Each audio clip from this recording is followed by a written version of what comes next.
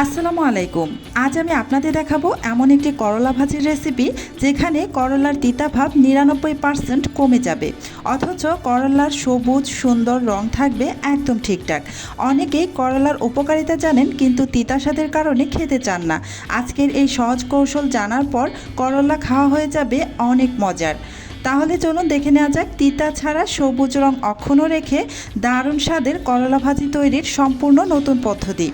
প্রথমেই চুলায় একটা প্যানের মধ্যে আমি বেশ খানিকটা সয়াবিন তেল দিয়ে গরম করে তারপর প্রায় 1 কাপের মতো পেঁয়াজ কুচি দিয়ে দিয়েছি। এই করলা ভাজিতে অবশ্যই পেঁয়াজের পরিমাণটা একটু বাড়িয়ে দিবেন। পেঁয়াজটা যখন হালকা নরম হয়ে এসেছে তখন আমি এতে দিয়ে দিলাম হলুদের গুঁড়া 1/2 চা চামচ আর স্বাদ অনুযায়ী লবণ। এবার নাড়াচাড়া করে ভালো করে মিশিয়ে নিচ্ছি। খুব বেশি সময় ধরে ভেজে পেঁয়াজ কিন্তু পুড়িয়ে ফেলা বা হালকা কালার আসাও যাবে না, এতে করে কিন্তু করলার তিতা ভাব চলে আসতে পারে। তাই যখন পেঁয়াজটা নরম হয়ে আসবে তখন হলুদের গুঁড়া আর লবণ দিয়ে নাড়াচাড়া করে মিশিয়ে নিয়ে তারপর এখানে আমি করলা দিয়ে দিলাম। আর এবার দিয়ে দিচ্ছি এখানে যতগুলো আমি করলা নিয়েছি তার অর্ধেক পরিমাণ দেশি ছোট আলুটা এভাবে চাকচাক করে কেটে তারপর দিয়ে দিয়েছি। অবশ্যই এই করলা ভাজিতে দেশি ছোট আলুটা ব্যবহার করবেন, এতে করে করলার তিতা ভাব একদমই থাকবে না, প্রায় একদম 99%-এর মতোই তিতা ভাব কমে যাবে এই আলুটা দেওয়ার কারণে। যতগুলো করলা নেবেন তার অর্ধেক পরিমাণ আলু এখানে ব্যবহার করবেন। আলুটা দেওয়ার পর নাড়াচাড়া করে মিশিয়ে নিয়ে তারপর এখানে বেশ কিছু কাঁচামরিচের ফালি দিয়ে দিচ্ছি। আমি আমার পছন্দ অনুযায়ী দিয়ে দিচ্ছি, আপনারা যেমন ঝাল খেতে পছন্দ করেন ঠিক তেমনটাই এখানে কাঁচামরিচ ব্যবহার করবেন। কাঁচামরিচটা দেওয়ার পর আবারও কিছুক্ষণ চুলার ওপর বসিয়ে রাখবো, আর ঢাকনা দিয়ে ঢেকে দেব না।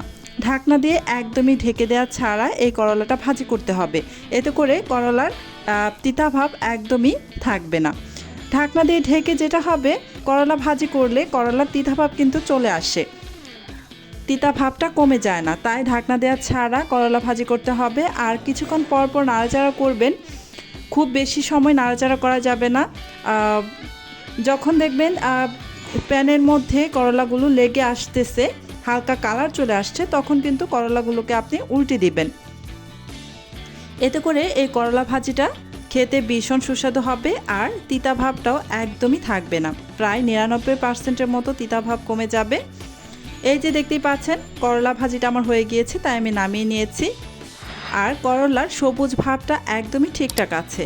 এভাবে করলা ভাজি করলে করলা ভাজির সবুজ রঙটাও একদম ঠিকঠাক থাকে আর করলার তিতা ভাবটা একদমই থাকে না। এভাবে একবার হলেও ট্রাই করতে পারেন, আশা করছি আপনাদের কাছে ভীষণ ভালো লাগবে।